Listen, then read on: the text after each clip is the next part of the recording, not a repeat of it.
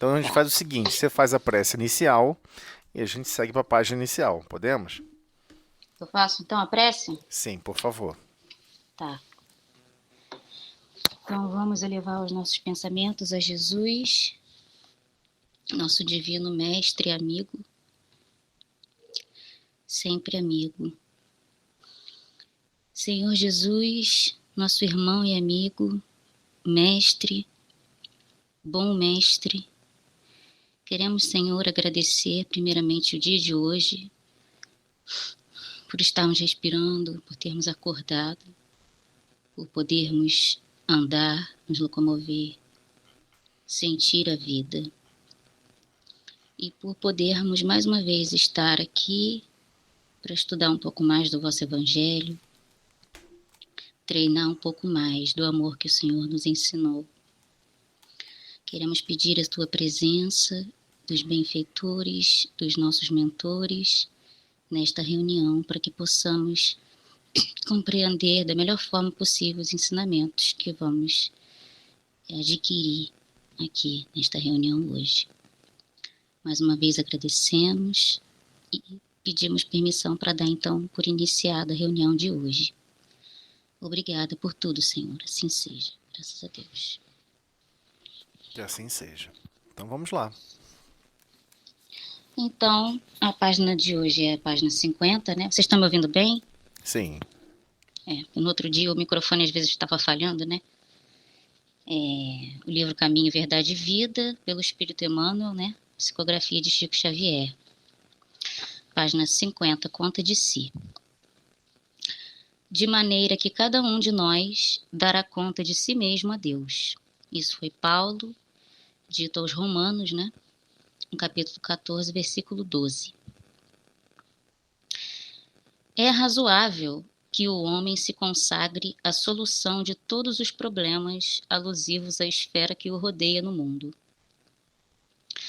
Entretanto, é necessário saiba a espécie de contas que prestará ao Supremo Senhor, ao termo das obrigações que lhe foram cometidas. Inquieta-se a maioria das criaturas com o destino dos outros, descuidadas de si mesmas.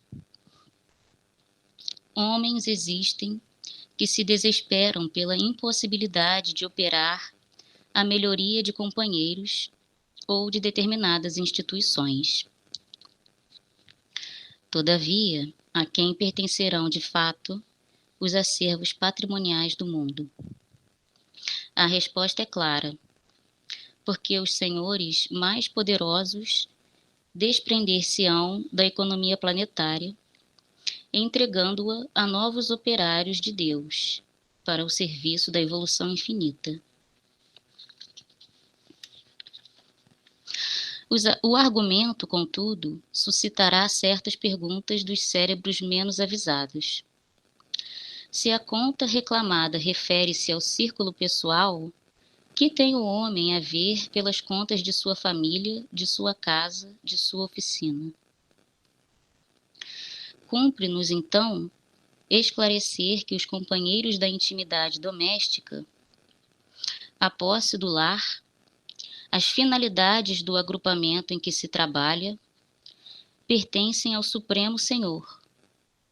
Mas o homem, na conta que lhe é própria, é obrigado a revelar sua linha de conduta para com a família, com a casa em que se asila, com a fonte de suas atividades comuns. Naturalmente, ninguém responderá pelos outros. Todavia, cada espírito, em relacionando o esforço que lhe compete, será compelido a esclarecer a sua qualidade de ação nos menores departamentos da realização terrestre, onde foi chamado a viver. Muito interessante. Então,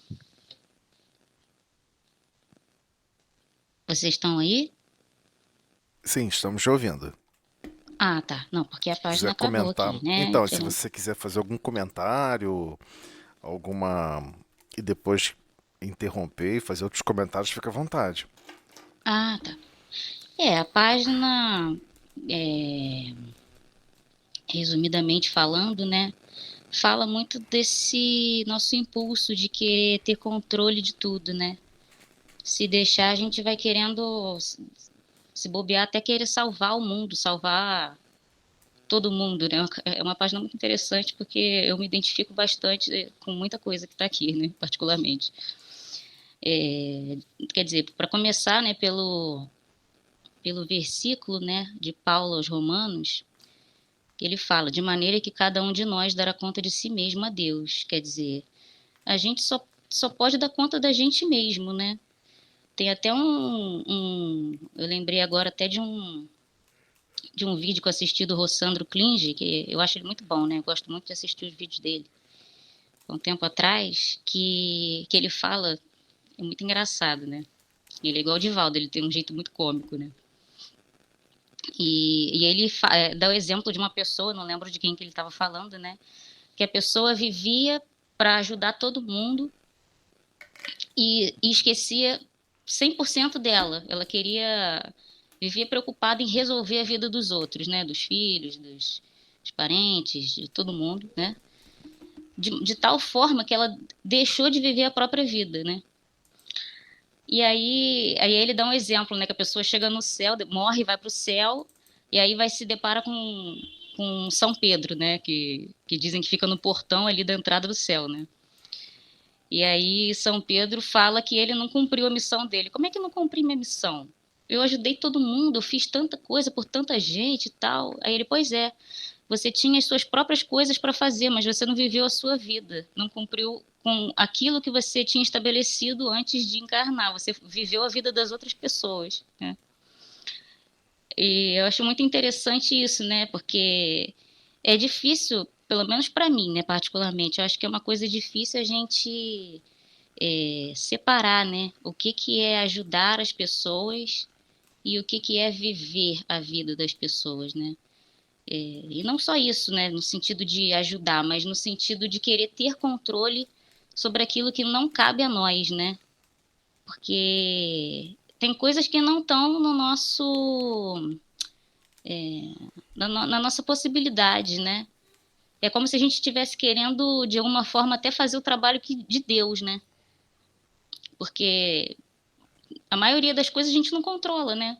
E isso até significa muitas vezes falta de fé também, né? Porque se a gente tem tanta ansiedade, né, de querer controlar aquilo que, que não, a gente não tem condições, né, capacidade mesmo, né, de controlar, de resolver, isso também pode significar uma falta de fé nossa, né? De, de achar que se a gente não consegue fazer, então não existe solução, né? A vida das pessoas só tem solução se a gente se intrometer para poder resolver, né? E não é por aí, né? Eu acho que eu já falei muito, talvez até tenha sido um pouco repetitivo, né? Não, fica à Mas, vontade, assim, pode falar. resumidamente foi o que eu entendi, assim, de modo geral, né? Que menciona muito a questão da família, da casa aqui também, né, na página.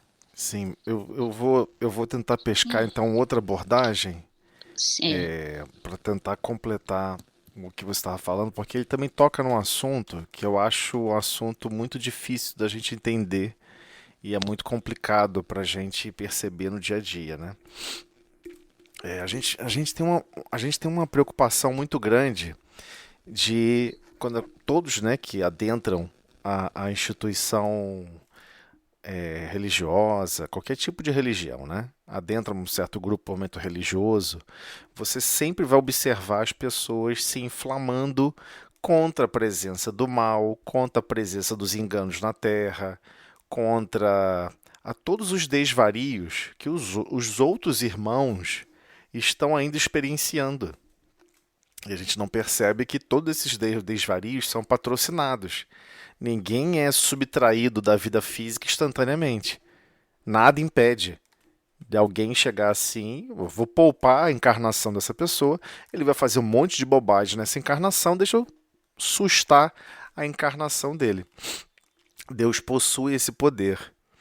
E em várias situações, a gente fica às vezes muito mais preocupados com os erros dos outros, com o comportamento dos outros, do que com relação ao nosso mesmo, ao nosso próprio comportamento. Então, tem uma historinha no livro Jesus no Lar, em que na casa de Simão Pedro, acho que foi a esposa de Simão Pedro que fez essa pergunta para ele: Senhor, qual será a maior dificuldade, qual será o maior desafio para entrarmos no reino de Deus? E Jesus meditou, meditou e conta, ele vai e conta uma história. Eu adoro esse livro por isso, porque ele dá várias explicações contando uma história. E ele narra uma história, eu não vou narrar aqui, senão vou ficar aqui uma hora falando dessa história. São histórias que eu tenho um profundo carinho. E nesse livro, Jesus no Lar, ele vai narrar uma história onde, na verdade, ele deixa claro que a maioria das vezes estamos preocupados muito mais com o próximo do que tentar realmente nos conhecermos e transformarmos realmente quem nós somos. E ele deixa claro que a maior dificuldade que existe na Terra, a maior se disparada, para conseguirmos evoluir, é realmente observarmos o trabalho que temos que realizar e que é individual. Ninguém fará por nós. Então, se a diversidade surge em nossa frente, em nossa vida, e vamos ter que desenvolver obrigatoriamente a paciência, você já imagina como se desenvolve a paciência? Com situações que vão tirar aquilo que você acredita que seja sua condição de paz. Você vai entrar em adversidades, você vai entrar em dificuldades. Não tem como treinar a paciência se não for em adversidade. Como é que você vai treinar o perdão sem ser ofendido? Não existe treinar perdão sem ofensa. Nossa, eu perdoo todo mundo. Um esbarrão, uma coisinha boba, né? Uma pessoa, né, falou alto, não sei o quê. Eu te perdoo, meu filho. Não, tem que ser coisas às vezes graves. Como é que em coisas graves você vai perdoar? Principalmente aquelas coisas que a gente gosta de falar. Tem gente que acha estranho quando alguém chega assim e fala inflamado. Ah, tal coisa, eu nunca vou perdoar. Isso um dia, se fulano fizesse isso comigo, eu não perdoaria. A pessoa, quando acaba de falar isso, deve correr para um caderninho e anotar, porque ela teve uma condição extrema de reflexão que ela não percebeu. E é engraçado. Os maiores momentos de reflexões que nós temos na vida são os que nós estamos mais distraídos. Acho que como a gente não pratica a reflexão, e esse é o problema. A gente vive distraído. A página também fala um pouco sobre isso, que a gente está muito distraídos em observar o externo. Meu Deus, o que será do mundo nessa situação? Não pode deixar isso acontecer, não pode deixar aquilo outro acontecer. Você é dono do mundo agora? Não, mas a minha intenção é fazer a bondade. Tem certeza que é fazer a bondade? Ou é mais fácil se ocupar daquilo que é fácil de perceber? Eu sei que é difícil ouvir isso. É muito fácil observar caricaturas do mal, caricaturas de desvios, desenhos de formas caricaturas assim gritantes, exorbitantes, que seja fácil de detecção, porque essa ainda é a nossa maior dificuldade. O que é um bom proceder? O que é um mau proceder? Nós temos dificuldades gravíssimas em entender isso. Você pode pensar assim, peraí, eu quero preservar a vida de fulano. Eu não quero que ele ande na beira de um rio. Ele está na beira do rio. Aí você começa a gritar, fulano, ai meu Deus, sai da beira do rio. Se a pessoa tomar um susto com o seu grito, aí que ela cai mesmo, tomando susto. Então, por vezes, é mais fácil chegar em silêncio e atentamente sinalizando, não gritar. Se eu gritar, ela pode se assustar, achar que é uma cobra, achar que é alguma coisa e pula pro rio. Aí que se machuca mesmo. Aí você chega perto e fala, eu acho que não é conveniente você andar aqui na beira do rio. Olha o risco de você cair. Né? Aí no meu caso, né, eu particularmente não recomendo fazer isso. Eu ia ameaçar a pessoa, olha só, se você se desequilibrasse, onde você cair? Já desequilibrando, a pessoa... Ah, não, melhor realmente não ficar na beira. É muito raro a gente realizar o mesmo empenho em tudo que nós agimos, falamos e reagimos no dia a dia. A gente não acorda com essa preocupação. Na verdade, a gente não acorda com basicamente preocupação nenhuma. A gente sabe que o planeta não vai depender de nada da gente para o planeta Terra girar. Não depende da gente o Sol funcionar. Não depende da gente a Terra, né, de uma maneira muito, muito perfeita se organizar. Mas o problema é que os seus valores internos, eles ficam ativos se você promover a energia necessária para ele rodar. Se você orbitar os objetivos que você quer orbitar. Eu sei que é difícil. O que eu estou falando parece ser uma coisa de outro planeta. Do que ele está falando? Eu estou falando da nossa comunhão real e sincera com Deus. Eu sei que parece até uma argumentação genérica, mas não é. A relação que você tem com Deus é a relação que você vai ter com o próximo. Se você acha que Deus pune, você vai punir as pessoas. Se você acha que Deus castiga para educar, você vai querer castigar as pessoas. Se você acredita que Deus está deixando tudo bagunçado de qualquer jeito e está aguardando que as pessoas de bem corrijam as pessoas de mal, você tem uma relação equivocada para com Deus, porque Ele quer que você corrija amando ainda mais. Aonde há sombras, que você leve luz. Mas não é com a mesma moeda, não é com o mesmo princípio. Ah, fulano está fazendo tal coisa. Está vendo? Ele só vai reconhecer que essa coisa é errada se ele sofrer exatamente aquela coisa. Né? Porque foi isso que eu aprendi na doutrina espírita. Né? A pessoa faz o errado e vai sofrer o errado. Então, para que esperar até a próxima encarnação? Eu vou fazer ele sofrer agora, ele vai descobrir agora e estou adiantando ele 300, 200 anos. Grande engano. Você sentiu os ensinamentos de uma maneira totalmente errada. E ainda por cima compreendeu de maneira totalmente errada. Nós não participamos da lei de destruição. Essa lei moral, nós não participamos. Nós não temos a menor autoridade em relação a isso. Talvez nível de Cristo tenha esse tipo de autorização, mas nós não temos. Então, o nosso papel hoje, primeiro, são aqueles 3 movimentos. Quais são as 3 obrigações que nós temos que exercer aqui na Terra? Existem obrigações que nós temos que exercer para conosco mesmo, obrigações para exercermos para com o próximo e obrigações para exercermos para com Deus. E quem sintetizou de uma única frase isso? Jesus. Ele tem um poder de síntese que é impressionante. Pedi, buscar e bater. Pedi e obtereis. Buscais e encontrareis. Batei e abrir-se-vos-á. Aí todo mundo fica assim, mas o que isso quer dizer? Você vai pedir caminhos para transformar quem você é. Você não vai pedir caminhos? Senhor, eu não me aguento mais, eu sou vaidoso, eu sou orgulhoso, presunçoso, todos os osos, isos, isasos, eu ainda habito no mundo íntimo. Mas eu preciso transformar a mim mesmo, porque eu não me suporto mais. Eu acho que a principal fonte, aliás, eu acho não, eu já alcancei a grandeza de perceber que a principal fonte de todas as infelicidades minhas habitam em mim mesmo, e não no mundo externo. Eu posso estar no palácio de Buckingham, eu posso estar num poço lamacento, eu posso estar no meio da África, eu posso estar no meio do Egito. Não importa onde eu vou reencarnar, eu sempre vou reclamar do calor, do frio, da poeira, do trabalho, do esforço e dor no corpo. Eu reclamo de tudo. Eu acho que o problema está em mim, não no lugar. Esse é o momento de despertar. A pessoa percebe que nós somos inconstantes, que nós não temos compreensão em agradecer a grandeza que é a escola divina, reencarnar.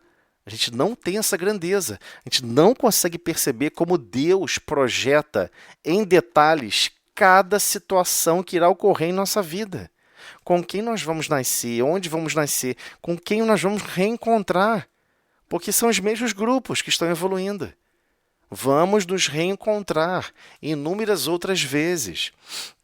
E ele deixa isso claro quando ele fala explicitamente que tudo o que ocorre aqui na Terra pertence ao Supremo Senhor, mas o homem, na conta que lhe é própria, é obrigado a revelar sua linha de conduta para com a família, para com a casa em que se asila, com a fonte das atividades comuns. Como que você está se relacionando com essas atividades? Então, o pedir, nós já pedimos esse caminho. Senhor, eu queria tanto reencarnar numa situação onde eu tenha trabalhos repetitivos para eu aprender a valorizar esse trabalho e colocar mais coração, mais sentimento no que eu faço. Aí ele fica tranquilo, vou te enviar para um planeta chamado planeta Poeira. Lá a gravidade é 9,8 metros por segundo ao quadrado. A aceleração da gravidade é tão intensa que a poeira se deposita. E você vai varrer um dia, no dia seguinte tem poeira. Vai varrer o próximo e tem poeira, e tem poeira. E você vai ter trabalho contínuo, inúmeros. Você vai ter que cortar a unha até o seu último dia da encarnação. Você vai ter que lavar seu corpo físico até o último dia da encarnação. E você vai poder desempenhar essas mesmas tarefas de uma maneira diferente. Aí alguém vai falar assim, pô, mas isso é pura atividade material. O que isso tem a ver com o sentimento? Como que você exerce essas atividades comuns? Da onde brotam os seus sentimentos quando você está exercendo essas atividades que você diz que é comum? Qual é o sentimento? De raiva, de angústia, de eu não aguento mais isso é uma bobagem, deixa eu botar um robô para fazer por mim. Já perceberam? Tudo que é repetível, né, ser repetível, tudo que é repetitível, nós queremos colocar um robô para fazer. Varrer, bota um robô. Lavar louça, bota um robô. Porque a gente não consegue compreender que é nas pequenas coisas em que existe realmente o verdadeiro domínio de nós mesmos. Você consegue ficar alegre e feliz? Você consegue desempenhar aquela tarefa por amor? Mas se nas coisas pequenininhas a gente não está conseguindo, por que nas grandiosas, de extrema dificuldade, que vai exigir extremo zelo de nossa parte, como que vamos nos desvencilhar em relação a isso? Fica realmente estranho. Então, estamos sempre pedindo caminhos para evoluir, para progredir, para nos modificarmos. Nós já observamos a estátua que nós construímos, que somos nós mesmos, e nós não gostamos da obra. Não, poxa, está muito rachado, está faltando pedaço, tem partes tortas. Eu quero regenerar essa obra. Conscientemente, eu quero regenerar essa obra. Só isso é que vai decretar um planeta em condições de regeneração. Todos conscientes das suas limitações, dos seus problemas, o que precisa realmente transformar e trabalhar. Aí saímos de provas e expiações para um mundo de regeneração. Você passa a exercer e a trabalhar e viver com princípios muito mais elevados, com objetivos muito mais elevados. Só que isso não vai ocorrer se a maioria, 50% mais um, né, é assim que é declarado por Kardec, né, se a maioria da população do planeta, espiritualmente falando, não se empenhar nessa transformação, não se empenhar realmente em observar. Caramba, não é que surgiu aquela discussão porque eu falei de uma forma agressiva e eu não quis me preocupar de falar de uma forma carinhosa e zelosa. Eu podia ter falado diferente, por que eu não falei, meu Deus? A gente começa a se questionar. Eu vou me esforçar mais amanhã, porque eu tenho um benefício incrível. Eu tenho amanhã. E adivinha, o seu amanhã é basicamente a mesma coisa que o ontem. Se bobear, é exatamente igual. Sem tirar nem pôr. A gente gosta de achar que é diferente, mas são os mesmos desafios. A gente está preso num loop. Planeta de provas e expiações. Você está prisioneiro de um loop de si mesmo. Você vai experienciar situações similares, vai vivenciar situações similares. Que sentimentos você vai praticar? Com que sentimentos você vai exercer a sua consciência? Então, esse é o pedir. Eu quero pedir caminhos de transformação. E os caminhos são planejados. As encarnações são planejadas. E tudo se orquestra segundo a vontade do Pai. E adivinha? O Pai possui uma lei, chamada uma lei moral, que é a lei de progresso. Então, quem não está entendendo essa lei de progresso somos nós. Então, ok, temos que dar conta de nós mesmos nesse aspecto. Ah, mas e as minhas obrigações para com o próximo?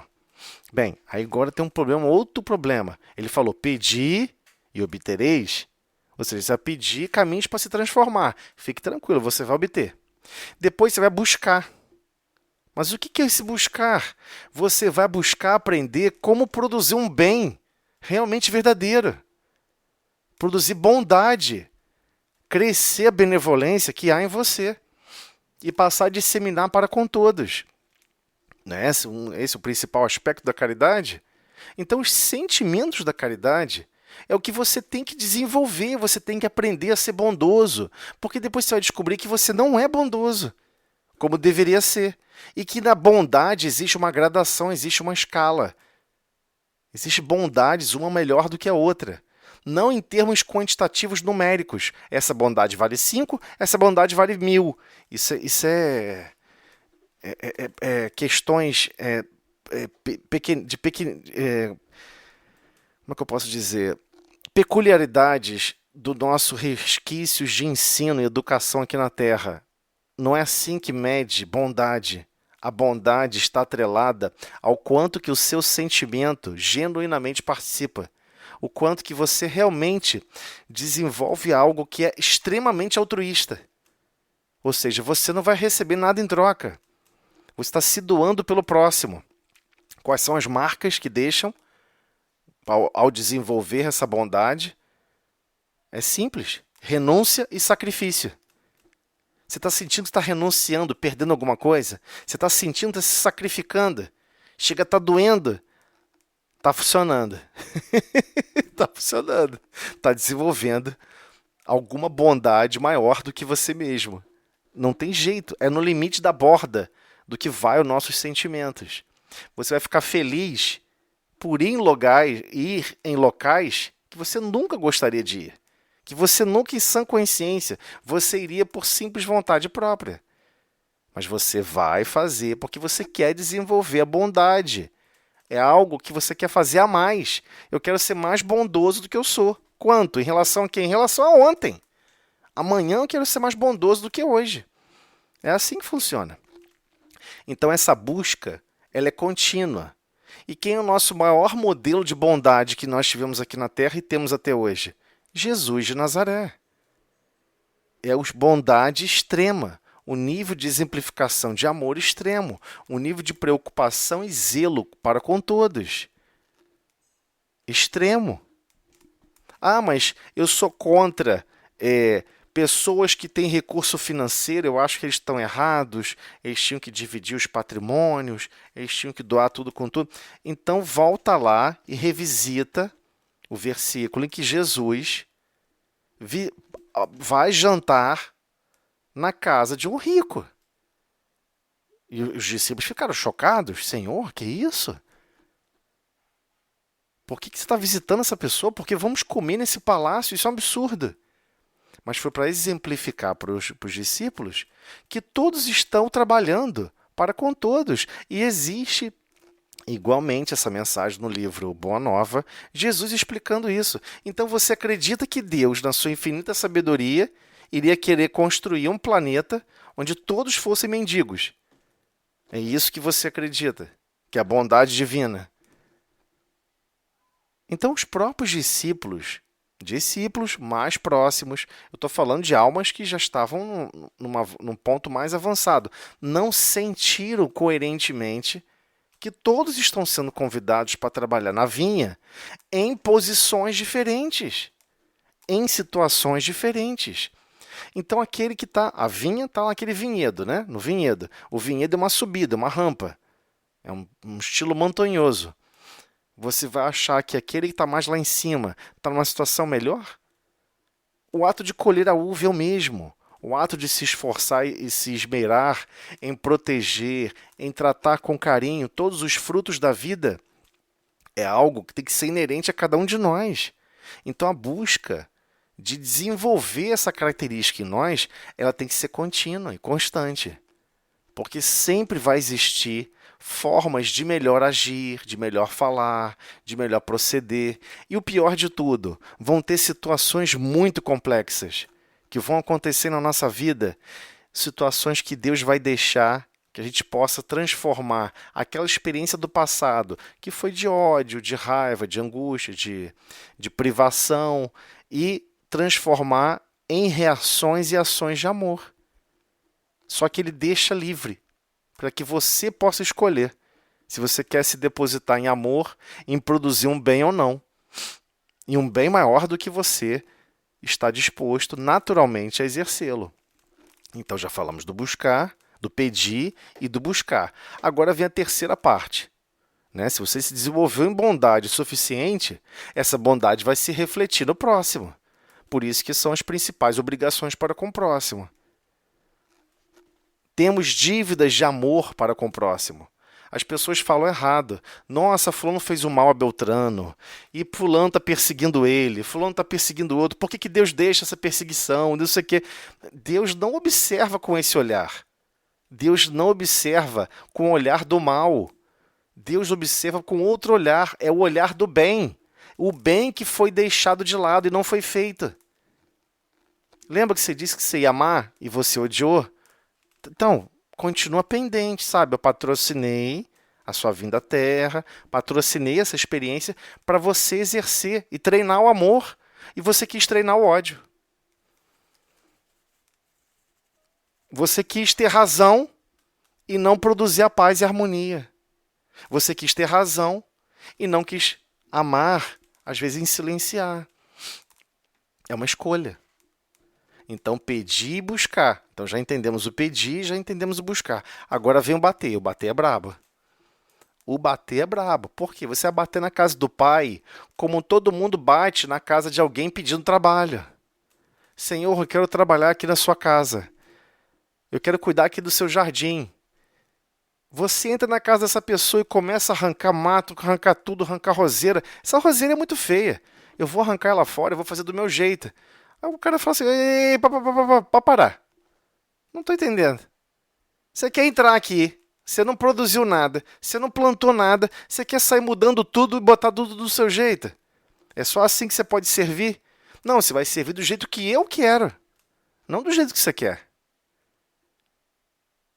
É isso que nós estamos fazendo com o Pai. Vamos bater a porta do Pai e vamos pedir tarefa. Senhor, eu quero tanto trabalhar em seu nome. Então, todas as tarefas que estão surgindo em nossas vidas, que estão surgindo responsabilidades em nossos destinos, batemos a porta do Pai. E o Pai aguarda que você exerça segundo a vontade dele, não a sua. Esse é o ponto dramático do pedir, buscar e bater. Porque você descobre que você tem obrigações para com o Pai. E Jesus falava isso o tempo todo. Eu estou fazendo isso aqui, porque isso é vontade do meu Pai. Na última ceia, Senhor, discípulos, preciso salientar e destacar para vocês o que vai se suceder comigo.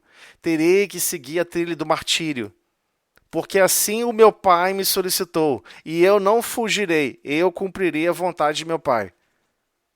Ele não ficou questionando. Deus, por que eu estou sofrendo? Ai, meu Deus, ele ficou questionando isso? Só os fracos fazem isso. E ele deixa isso claro para Pedro. Quando ele fala, eu não poderei estar junto convosco. Irei para um local onde vocês não podem ir. E Pedro pega e fala, Senhor, que isso, Senhor? Está achando que eu sou covarde? Que eu nunca vou com você? E Jesus pega e explica, Pedro, não é isso, Pedro. Você não está entendendo. É um martírio extremo, é uma condição extrema. Você não está preparado para isso. Olha como Jesus tratou o assunto. Está no livro Boa Nova. E ele chega e fala, mas Senhor, você acha que eu sou uma pessoa assim, um discípulo tão ingrato, que eu vou fazer isso, que eu vou ignorar você, que eu não vou seguir você em qualquer lugar? Aí ele pega e fala, Pedro, você vai descobrir hoje que vocês na experiência humana, o ser humano, ou seja, o homem, como ele fala, né, o homem, na abordagem geral, né, o ser humano, é muito mais fraco do que perverso. Você vai entender hoje. Porque hoje mesmo me negarás 3 vezes, antes que o galo cante. Foi assim a confabulação, a conversa entre eles durante esse período. E ele toma um susto, né? Que é isso, Senhor? Eu nunca farei isso. É lógico que eu nunca farei isso. E ele pega e fala, e essa sua reação e essa sua angústia deixa claro que você precisa realmente passar por mais experiências, experiências que vão renovar a sua forma de enxergar. E a experiência estava vindo. Ele advertiu, você vai me negar. E o que Simão Pedro fez? Com a tentativa de se aproximar para ver alguma coisa, para ver o que estava acontecendo com Cristo, ele foi se aproximando, alguém identificou ele. Ei, esse é o tal aí que andava com... É um discípulo do Nazareno. Eu nunca vi esse homem. E ele, para disfarçar, foi até uma lata de lixo que as pessoas estavam... Em um local assim, fez uma fogueira, todo mundo se aquecendo em volta da fogueira, para lá ele foi. Quem aparece logo depois, perto dessa fogueira? Aquele soldado lá do jardim que ele sentou a espada no cara. Sacou a espada do soldado e feriu o soldado. Mas Jesus estava junto, colocou a orelha dele de volta e falou assim: Pedro, Pedro, quem com ferro fere, com ferro será ferido. Não faça isso. E consertou a orelha lá do cara e Pedro ficou na dele. Mas nesse momento o soldado reconhece ele. Ei, esse foi o que me atacou lá no jardim, que não sei o quê. Ele, de forma nenhuma, eu nunca, você está me confundindo com outra pessoa, eu não sei quem é esse homem. Segunda negação. Passa alguns minutos depois, já era de madrugada, outros cercam ele, aí ele vai e nega pela terceira vez, e logo em seguida o galo canta. Nesse momento, eu achei até que Simão Pedro ia cometer suicídio, alguma coisa desse porte. Mas eu acho que Jesus percebeu que algo dessa natureza, e no livro Boa Nova, conta a história com muito mais detalhes. E nessa contagem de história, Jesus aparece para ele, fora do corpo físico. Praticamente uma visão mediúnica. Ele se desdobra, vai aparecer, vai lá e aparece. Não fique assim. Eu sou o caminho, a verdade e a vida. Ninguém vai ao Pai senão por mim. E tratou ele com o máximo de carinho. Mas Pedro ficou arrasado, sem saber o que aconteceu. Né? Tipo, que carreta foi essa que me atropelou que eu não entendi nada? Então, essas decepções que vamos ter conosco mesmo faz parte do processo. Vamos perceber que com certeza o Pai estimava que pudéssemos nos desdobrar em certas ações de mais amor, de mais carinho, em certos assuntos em que nós não tivemos resistência moral para isso. Ah, mas e a minha felicidade? Ah, mas e o meu bem-estar? Ah, mas não sei o quê. Mas quem disse que você pediu para reencarnar para ter só bem-estar? Você pediu para evoluir. E evoluir é complicado. Evoluir não é trivial. Então, quando ele vem tratando sobre a conta de que temos que dar sobre nós mesmos com relação ao Pai, ele reflete um pouquinho onde nós fomos chamados a viver. Nós ainda não temos essa relação com Deus tão profunda. A gente meio que acredita duvidando. Ah, será que Deus realmente planejou com quem eu tinha que me encontrar, com o que eu tinha que fazer, com qual profissão que eu ia exercer? Eu tô achando que fui eu que decidi tudo. É engraçado porque, assim, quando você vai parar para observar a visão do Cristo sobre o próprio Cristo, ele várias vezes no livro Boa Nova ele fala isso, que ele estava entregando toda a luz que ele recebeu do Pai e que não pertence a ele. Ele tinha uma relação profunda com o Pai e quis demonstrar isso. Não adianta você querer fugir desse cenário. A relação que você tem com Deus, a relação de confiança, a relação de certeza. Ah, mas surgiu uma doença. A doença está consumindo o meu corpo físico. Certamente Deus assim permitiu e assim está promovendo para o meu aprimoramento, para o meu crescimento. Eu não estou com capacidade de perceber ainda como, mas eu tenho alguma coisa a ver com humildade. Tem alguma coisa a ver com renúncia. Tem alguma coisa a ver com continuar mantendo a esperança. É isso. Não tem outro caminho. São sentimentos que nós ainda não desenvolvemos em profundidade. Então, ainda estamos muito com relação aos sentimentos. Os sentimentos nossos estão muito mais relacionados a sensações. Nós estamos prisioneiros de sensações. Ah, mas se eu estou numa temperatura agradável, condições CNTP, condições naturais de temperatura e pressão, como é chamado na química e na física. Você deixa aquela amostra na condição, né, natural de temperatura e pressão do planeta Terra. Aqui do planeta Terra existe uma condição natural de temperatura e pressão, onde tem menos grau de agitação, uma coisa mais estável, e ali a gente se sente super confortável. Nossa, a temperatura está agradável, eu não estou sentindo fome, não estou sentindo isso, não estou sentindo aquilo. Aí você chama aquilo de momento de felicidade. É estranho. Como isso pode ser um momento de felicidade? Isso é um momento de sem exigências. E sem exigências não está tendo desenvolvimento. E sem desenvolvimento, eu não tenho construções para enxergar e refletir melhor a luz divina. Que é isso que eu estou me desenvolvendo. Ah, então você está querendo dizer que a gente deve se viver igual uma pessoa perturbada, um religioso perturbado. Não, a gente tem que aprender a fazer tudo por amor, a desenvolver sentimentos cada vez mais nobres, a reconhecer que sim, eu tenho um grande risco de falar uma palavra torta. Quando eu der uma topada na mesa e perder uma unha do pé, e de repente mexer em outra coisa, tomar um choque elétrico, parece até filme de comédia, e toma um choque elétrico, e vai não sei o que, acontece outra coisa, o pneu fura, você vai falar que Deus não presta. Que é isso, meu Deus, tá me maltratando. Aí de repente cai um raio na tua cabeça também. Aí você vai dizer, que é isso? Até raio está jogando na minha cabeça, que é isso, Senhor? Mas quem disse que era para animar esse sentimento? Não faz o menor sentido. Ah, mas eu considero que tudo isso é sofrimento. E se é sofrimento, e se eu classifico como sofrimento, eu não quero exercer. Aí você para e observa a vida. Tudo demanda esforço. Tudo demanda empenho. Nem o reino vegetal foi poupado. Muito menos o mineral. O reino mineral vai desenvolver o diamante. Vai lá ver a que pressão e temperatura o carbono convencional se transforma em diamante. Vai lá ver temperatura e pressão. Vai ver quantos milhares de anos são necessários para guardar para aparecer o diamante. Vai lá observar uma florzinha que a semente que deu origem a ela caiu no lugar que é meio com sombra o dia todo, e você vai ver o esforço que ela tem que lutar para alcançar a luz, para mirar na luz, para tentar buscar fachos de luz.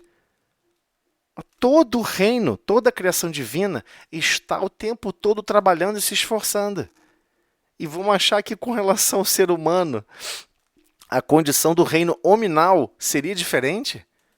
Então estamos experienciando uma condição extremamente complexa e que demanda muito empenho.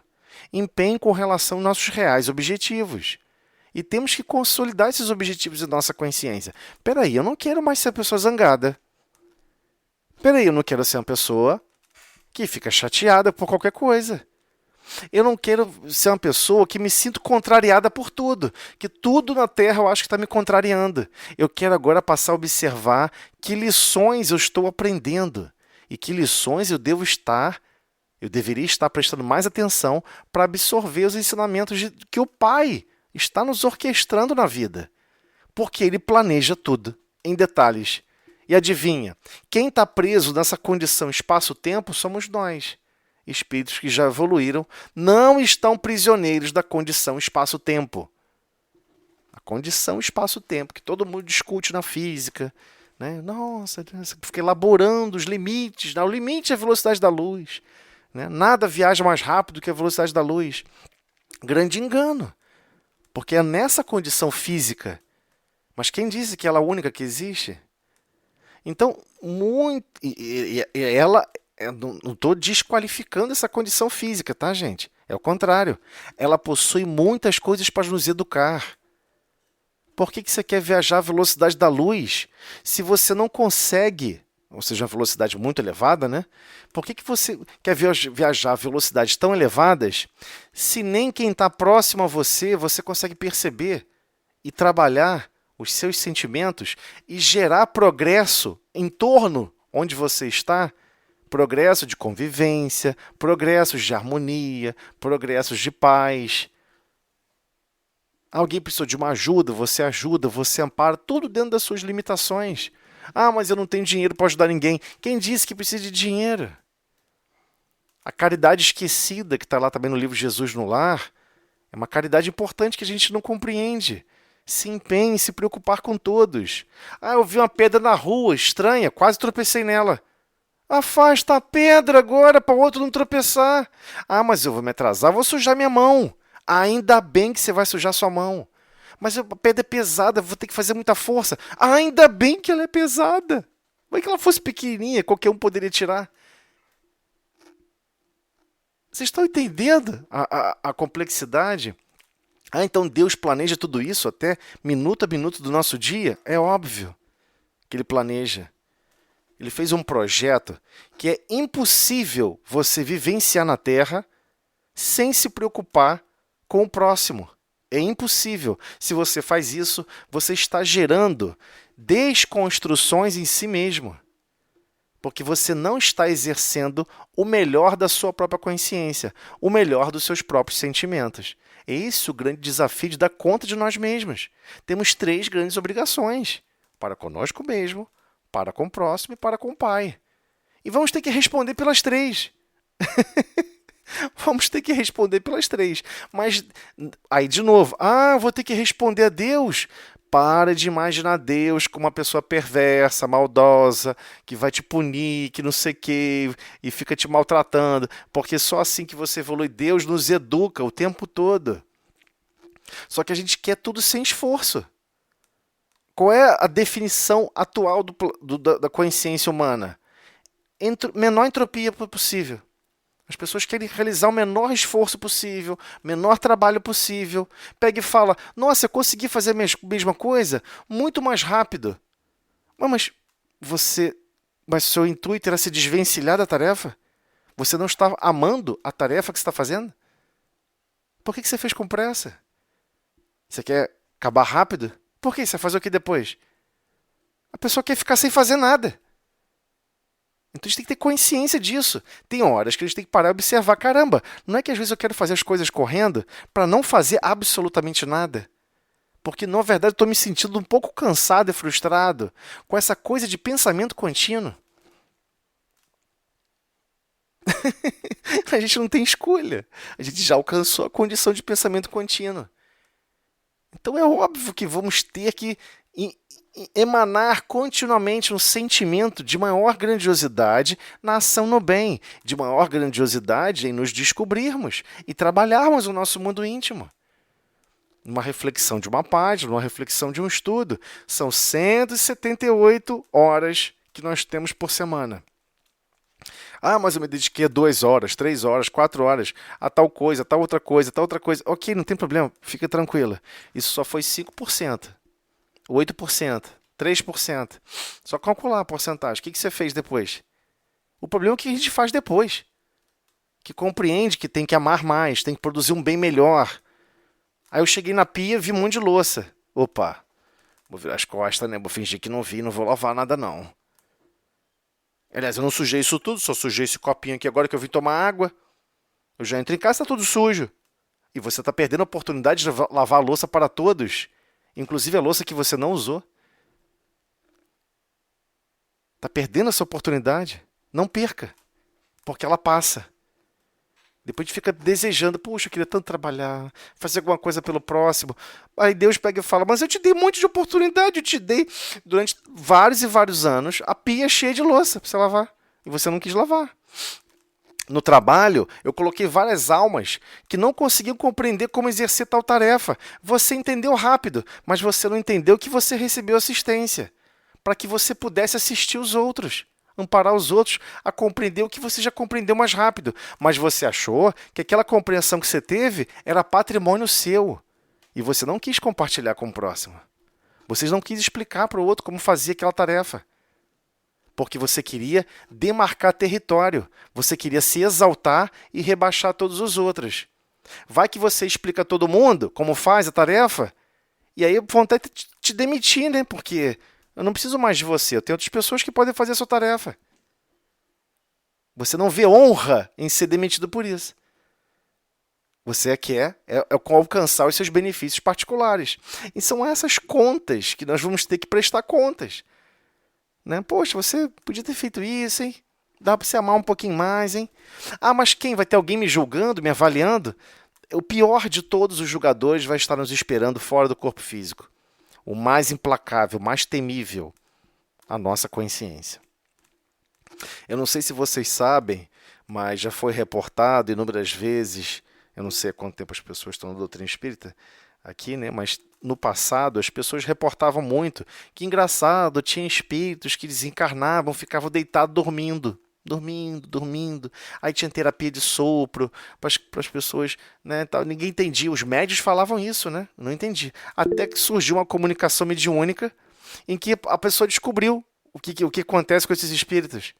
Sabe o que acontece? Ele desencarna e fica ali, fora do corpo físico, revivendo tudo que ele fez. Revivendo todas as experiências que ele fez. É como se ele estivesse assistindo um filme.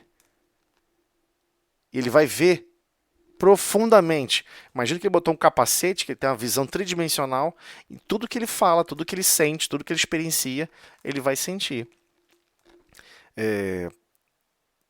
Tem alguém perguntando, tem alguém pedindo para falar aí. Sou eu, Toseli. Boa noite a todos. Boa noite. Toseli, você não seria a nossa consciência que vai cobrar? Exatamente ela. Exatamente a sua consciência, exatamente. Que deixaremos de fazer, né? Tudo será cobrado pela consciência, né? Exatamente. Mas é isso que eu tinha acabado de comentar. Será a nossa consciência que irá nos cobrar. Só que dependendo, a gente pode ficar assim, poxa, mas minha consciência não está tão desperta para isso. Fica tranquilo. Você pode ser obrigado a rever a mesma cena 600 vezes. Entendeu? Gente, a questão é ficar preso, né, Toseli? Ficar preso, a consciência ficar presa nesse momento, né? Eu preciso abrir uma. Ficar preso, né? Eu preciso abrir uma outra sala agora rapidinho. A gente volta nesse assunto. Só um minutinho.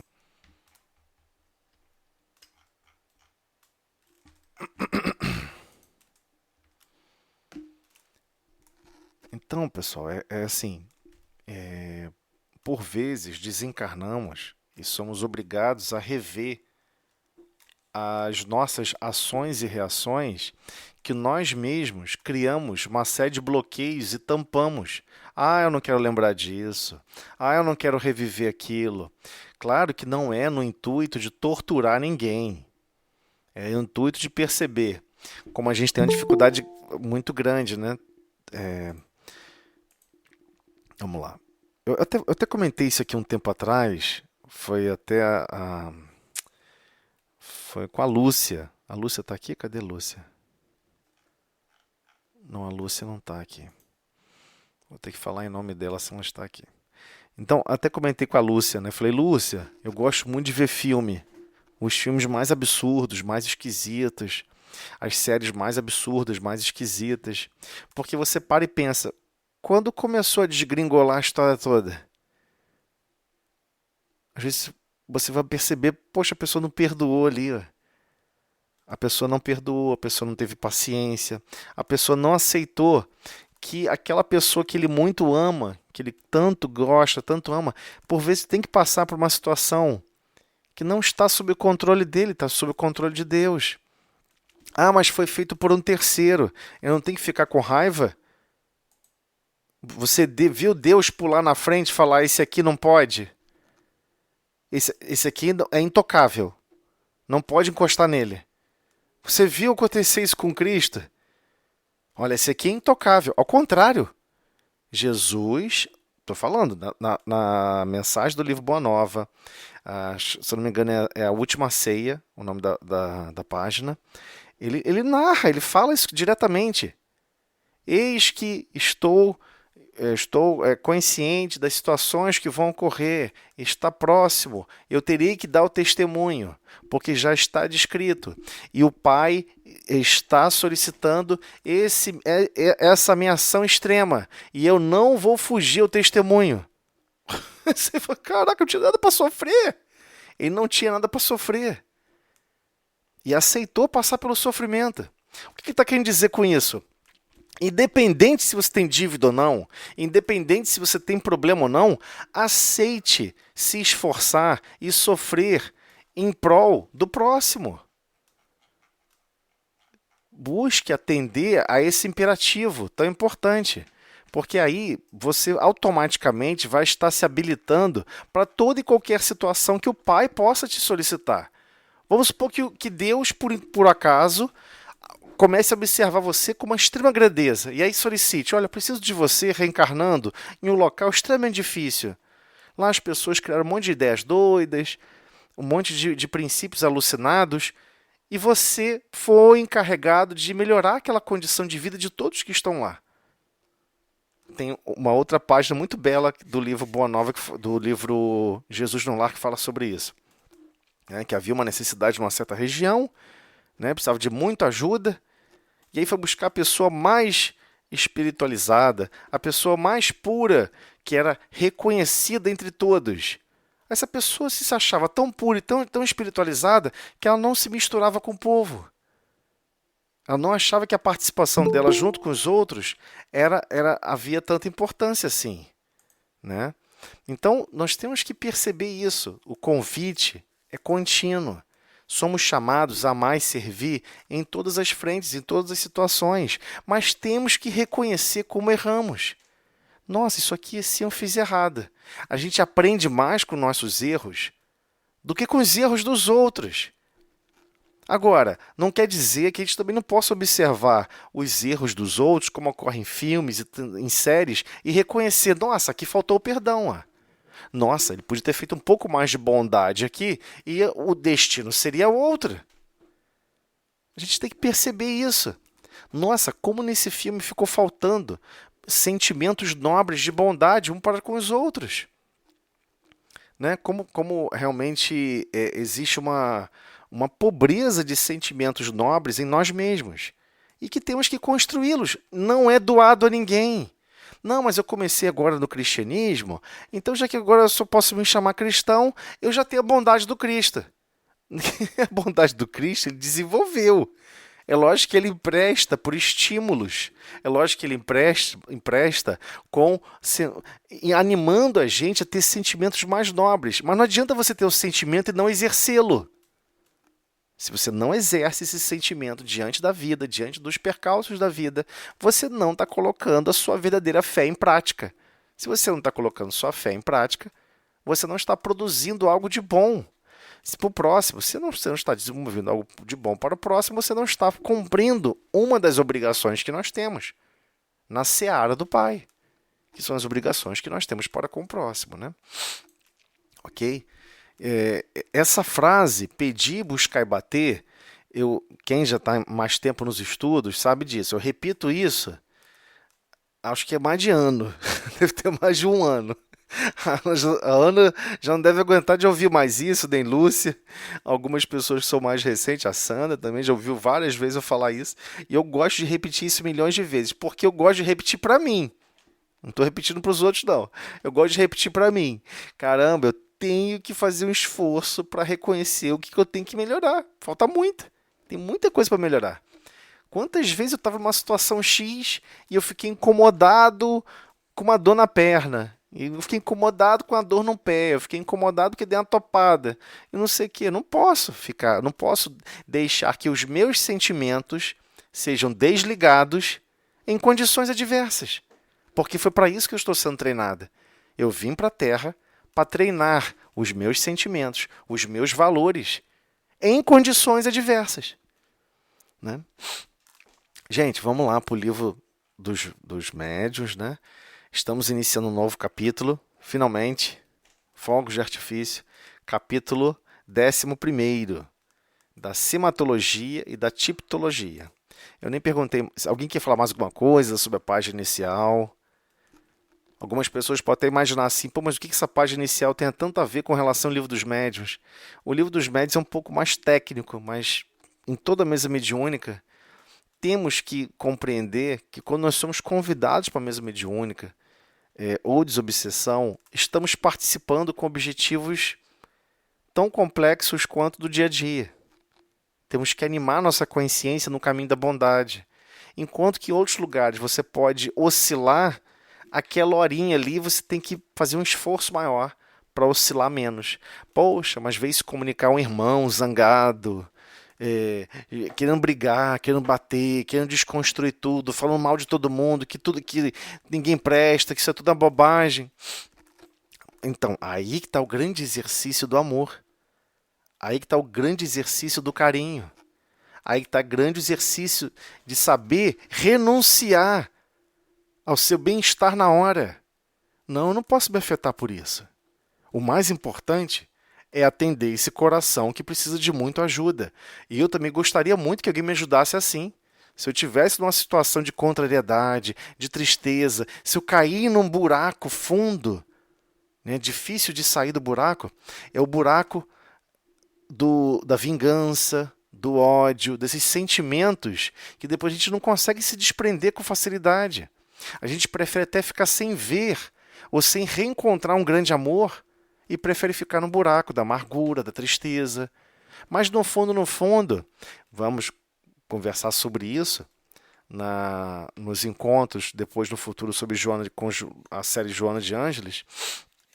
Isso é uma fuga psicológica. Quando estamos muito preocupados com a vingança, muito preocupados com isso, com ódio, meu Deus, o mundo não presta, meu Deus, eu acho que é o capitalismo, meu Deus, eu acho que é isso, meu Deus, estamos fugindo da única realidade que nós temos um pouquinho mais de consciência. Meu Deus, sou eu que tenho dificuldade de viver nesse contexto, e não o contexto é que é o gerador da dificuldade. Então, a gente vai aos pouquinhos se libertando, né? E reconhecendo as nossas limitações e trabalhando elas. O trabalho é contínuo e para sempre, né? Bem, ninguém quer falar nada para gerenciar mais? Tudo bem? Podemos seguir? Eu vou entender isso como um sim. Pode sim. Ninguém está falando nada, eu vou entender como um sim. Então vamos lá, capítulo 11. É que vocês não falam nada, às vezes eu acho até que não tem... caiu ligação, travou o computador, travou o computador. Não dá para ver a reação de ninguém aqui. Então tá bom, mano, não tá travado aqui não, tá funcionando. Vamos lá. Então, da sematologia, né, estudo dos sinais, e da tipologia, que se refere às pancadas, né? Então, linguagem dos sinais e das pancadas. E que culminou depois na tipologia alfabética. Então, vamos lá. Eita, salvou aqui, ele deu um pulo lá para baixo. Vamos lá. Item 139. As primeiras comunicações inteligentes foram obtidas por meio de pancadas, ou da tipologia. Muito limitados eram os recursos que ofereciam esse meio primitivo, que se ressentia de estar na infância a arte, tudo se reduzindo nas comunicações a respostas monossilábicas, por sim ou não, mediante convencionado número de pancadas. Então, se convencionava sim, uma pancada, não, duas pancadas. Né? Você não podia botar zero, quer dizer sim, ficava no silêncio direto. Né? Você não saberia se ocorreu a ação ou não. Então, cria-se uma lógica, né? E podia ser duas sim e quatro não. Né? Esse até... enfim, N possibilidades aqui. Mas no fim das contas, é só sim ou não. Né? Tipo binário. Né? 0 ou 1 para a gente, hoje em dia, o raciocínio binário, mas lá era sim ou não em relação ao número de pancadas que se desenvolviam. Mais tarde foi aperfeiçoado, como já dissemos. Então, de duas maneiras se obtém as pancadas, com médiums especiais. Claro, né? Tem que ter uma doação de fluidos, tem que ter uma coparticipação ali do médium, doando fluidos, que tem a ver com a constituição física do seu perispírita, intensa. E há uma preparação óbvia para isso. Né? Esse modo de operar demanda certa aptidão para as manifestações físicas. Ou seja, Kardec sabia que não era qualquer médium que conseguia realizá-lo. Né? Vamos seguindo. A primeira de todas, a que se poderia chamar de tipologia por meio de básculo. Básculo, eu quis botar a foto aqui para tentar mostrar para vocês. É um pouco o raciocínio. A foto, essa imagem está de baixa resolução, Bessa. Deixa eu diminuir aqui para ver se melhora um pouco. Acho que não melhorou, não. Bem, a báscula nada mais é do que uma mesa que ela está numa posição em falso. E os médios colocavam, as pessoas que estavam participando, colocavam a mão sobre a mesa. E a mesa, na condição instável, ela batia com das bases, né, ou da perna da mesa, enfim. Como ele vai explicar aqui agora. Quis só botar isso aqui, o que ele quer dizer com esse básculo, né? Tipologia por meio de básculo consiste no movimento da mesa, que se levanta de um só lado e cai batendo com um dos pés. Basta para isso que o médium lhe ponha a mão na borda. Ou seja, um fenômeno extremamente complexo, extremamente dispendioso do ponto de vista de trabalho mecânico, né? Se quiser confabular com determinado espírito, ou seja, se quiser conversar, né? Confabular é conversar. Coisa é confabular, conversar com determinado espírito, será necessário evocá-lo. Gente, isso aqui é Kardec, tá? Kardec tinha autorização, tinha permissão, tinha condições de assim proceder. Hoje em dia nós reconhecemos que é o contrário, né? Nós não somos Kardec. Então, quando ocorre a comunicação na reunião mediúnica, não existe evocação. Ah, mas eu queria tanto falar com meu pai, queria tanto falar com não sei quem. Não pode, não é assim que funciona. Pode falar, Carolina. Desculpa, eu Sim. esbarrei aqui, nem vi Não, que tranquilo, tinha. tranquilo, sem problema. Desculpa. Então, na mesa mediúnica nenhuma. E por que eu estou falando isso, que não se deve evocá-lo? Porque tem pessoas que fazem isso pelo pensamento. Ah, eu queria tanto receber uma carta do meu pai, eu queria tanto receber uma carta da minha mãe. Ah, puxa vida, tem esses monte de espírito chato aí que só fica reclamando e com raiva que não sei o quê. Cadê um espírito amigo meu? Eu tô carente. A Santa perguntou aqui se não teria sido algo com relação à tradução. Eu já consultei isso aqui algumas vezes com relação ao francês, mas não é não. Ele falava diretamente disso, que havia essa prática realmente naquele período, né? Então ele narra que, sim, ele executava a evocação, evocava alguém, né? Explicitamente em relação a alguma coisa que estava acontecendo, por exemplo, uma perturbação numa casa de alguém. Aí Kardec era chamado para conversar, não sei o que, ele chamava, convocava os espíritos que estavam relacionados àquela casa, né? Pode falar, Vanessa. Eu fiquei com uma dúvida com relação a esse tipo de fenômeno. Você falou que era uma báscula, né? E que a mesa ficava em falso. Essas batidas, elas eram bem suaves ou era algo assim que como é que pode dizer? Não era manipulável. Entendi o que você está perguntando. Você está perguntando se era um efeito físico de algum médium, que o espírito capturava o eco que existia de outros sons que já ocorreram naquela casa e replicava. Não, não é isso. E sim, o impacto realmente de um objeto. Aqui ele está tratando do primeiro, a primeira mais rudimentar foi essa. Da mesa batendo, levantava-se a mesa se levantava. Totalmente?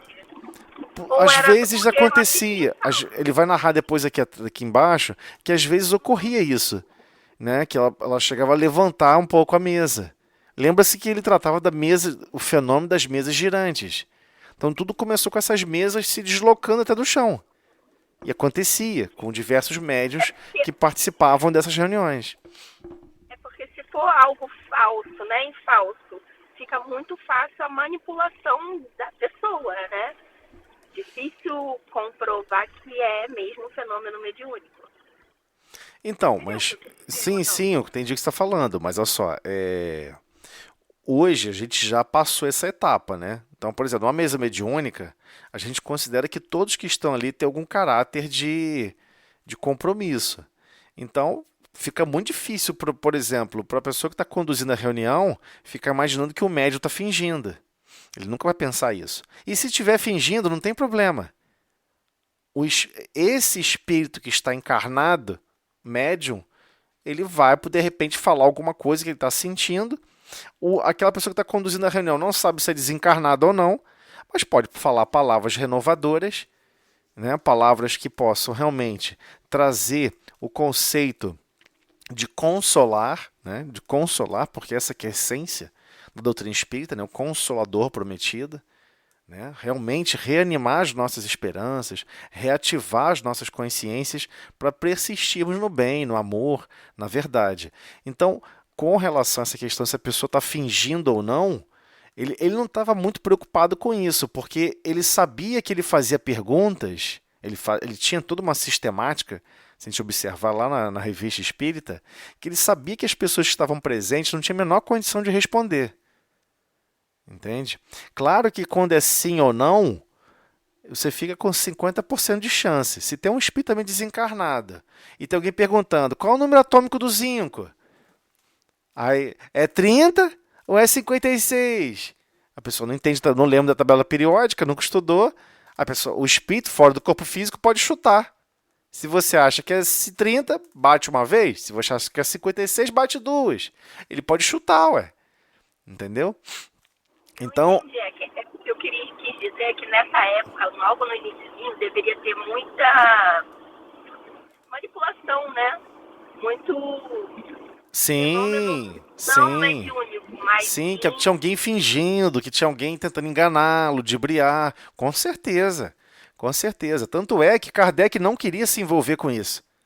Eu não sei se vocês conhecem um pouco da biografia de Kardec.